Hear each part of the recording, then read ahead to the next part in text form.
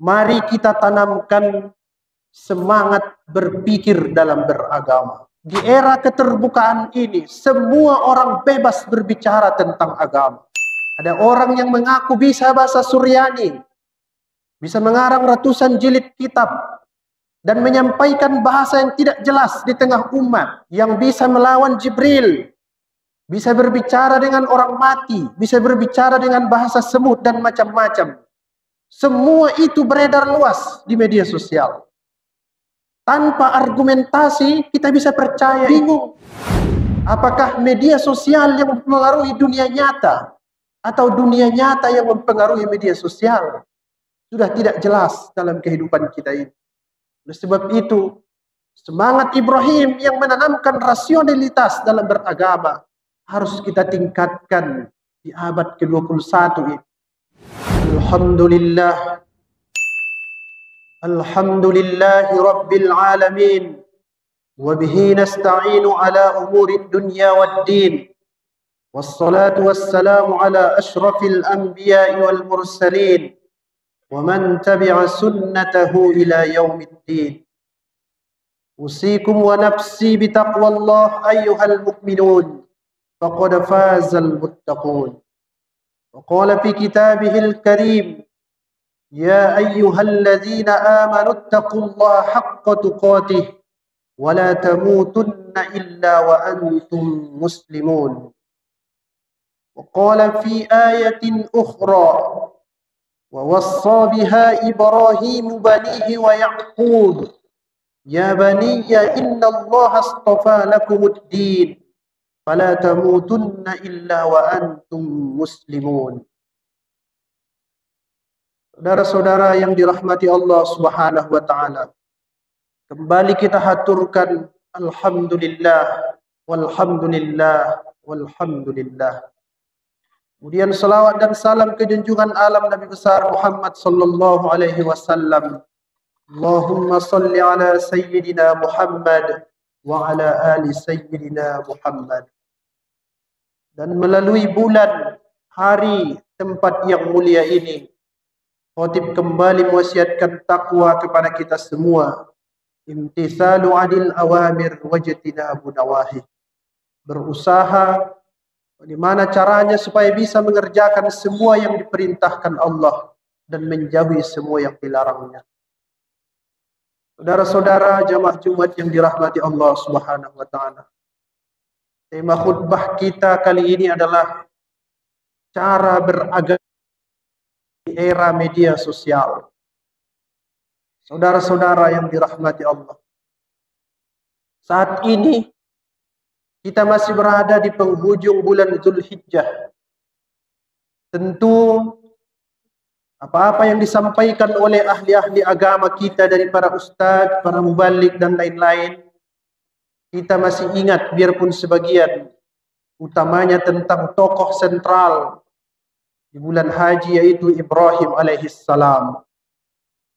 Tidak sulit mengaitkan bagaimana kisah hidup Nabi Ibrahim yang diceritakan Al-Quran dengan keadaan kita hari-hari ini.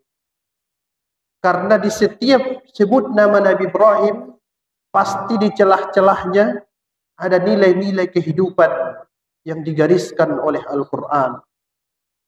Yang pertama, mari kita tanamkan semangat berpikir dalam beragama. Dikisahkan dalam Al-Quran, Ibrahim alaihissalam pernah berdialog, bahkan berdebat dengan seorang penguasa yang zalim untuk meyakinkan bahwa yang berhak disembah itu adalah Allah Subhanahu wa taala. Alam tara ila alladhi hajja Ibrahim fi rabbih an ataahu Allahul mulk idh qala Ibrahim rabbiyal ladzi yuhyi wa yumiit qala ana uhyi wa umiit. Ingat-ingat kembali, dulu pernah Ibrahim alaihissalam berhujjah dengan seorang penguasa di masanya tentang siapa yang berhak untuk bisa menghidupkan yang mati dan mematikan yang hidup. Sang penguasa itu mengatakan dia bisa melakukan itu. Kemudian Ibrahim alaihissalam mengatakan, kalau begitu, datangkanlah matahari itu, terbitkan dia dari barat, karena Tuhan menerbitkannya dari timur. Sang raja pun bungkam, tidak bisa menjawab argumentasi yang disampaikan Ibrahim alaihissalam. Saudara-saudara, semangat itulah yang perlu kita tanamkan di era media sosial ini. Semangat rasional, logis dalam beragama. Tanpa itu, kita akan mudah didoktrin ke jalan yang sesat.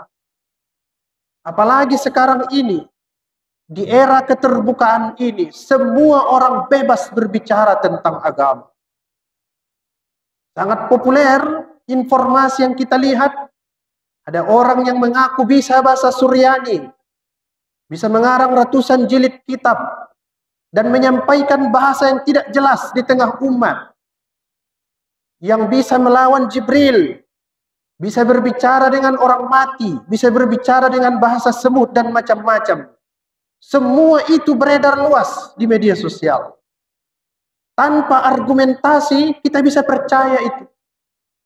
Saudara-saudara, sebenarnya saat ini sangat mudah membuktikan apakah pendapat seorang dai itu bisa kita terima atau tidak. Cek saja buku-buku yang dibacanya. Apakah bersumber dari kitab-kitab tafsir yang muktabar, dari kitab-kitab fikih yang diakui kredibilitasnya oleh pakar-pakar fikih, dan seterusnya. Kalau saat ini kita lihat banyak media sosial yang menayangkan ceramah-ceramah para ustadz, ahli agama, para ulama yang bisa dipertanggungjawabkan, maka kita harus beralih ke sana. Memang saat ini semua orang bisa bicara apapun dan dimanapun, dan dia bisa menyebarkan ide-ide. Semangat Ibrahim alaihissalam yang dalam tanda petik mencari Tuhan di masa lalu, kurang lebih 4000 tahun yang lalu, harus kita tanamkan kembali saat ini. Harus ada semangat berpikir dalam beragama. Tidak mudah didoktrin, tidak mudah percaya, apalagi yang berkaitan dengan hal-hal yang khurafat. Tidak boleh kita yakini secara langsung tanpa kita lihat sumbernya. Karena kalau itu kita lakukan, cara beragama kita tidak logis, tidak rasional. Kita bisa tersesat di era media sosial yang sekarang itu. Jemaah Jumat yang dirahmati Allah Subhanahu wa taala. Alhamdulillah, banyak juga pakar-pakar kita yang berani masuk ke media sosial untuk menyampaikan kebenaran. Karena kita saat ini bingung, apakah media sosial yang mempengaruhi dunia nyata atau dunia nyata yang mempengaruhi media sosial. Sudah tidak jelas dalam kehidupan kita ini.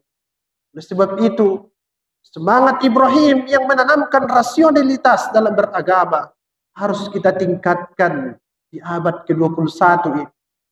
Tanpa itu, bisa jadi cara beragama kita akan menyimpang. Banyak negara-negara di dunia ini yang dulu diajarkan agama yang lurus, tapi karena lama-lama disampaikan hal yang menyimpang, sampai sekarang generasinya beragama Islam dengan cara yang menyimpang. Sebab itu saudara-saudara, gunakan akal dalam beragama. Gunakan pikiran dalam beragama. Dan solusi yang paling mudah, kalau kita agak malas berpikir, datangi pengajian-pengajian yang dibuat oleh para pengurus masjid di lingkungan sekitar kita. Karena insya Allah pengajian yang dikoordinir oleh para PKM, apalagi ada di sana unsur-unsur agama seperti MUI, Kementerian Agama dan lain-lain, terjamin keabsahannya. Informasi yang disampaikan oleh para ustadz, insya Allah bisa dipertanggungjawabkan.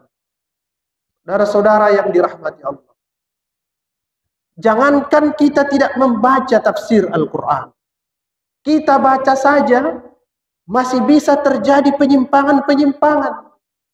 Bisa jadi kita salah paham. Dan bisa jadi juga para pakar tafsir, seperti tafsir Al-Baghawi, dia mengutip banyak riwayat Israiliyat dalam tafsirnya.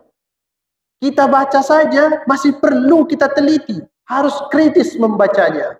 Apalagi ada orang yang menyampaikan informasi agama tanpa membaca apapun.